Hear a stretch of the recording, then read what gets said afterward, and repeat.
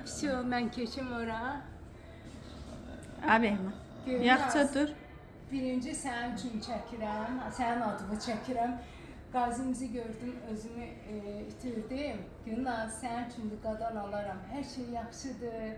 Ya ürəyin rahat olsun, ağlama, üzülmə. Demişdin get gəl, gəldim. Baba sənin üçün, təbii ki sənin üçün döpdüm, özüm üçün döpdüm. Hər şey yaxşıdır mama deyir. Yəni xanım, anası. Bundan da yaxşı olacaq. Birdən-birə ağırlaşıb olsun, canı sağ olsun. Hə? Rəhman.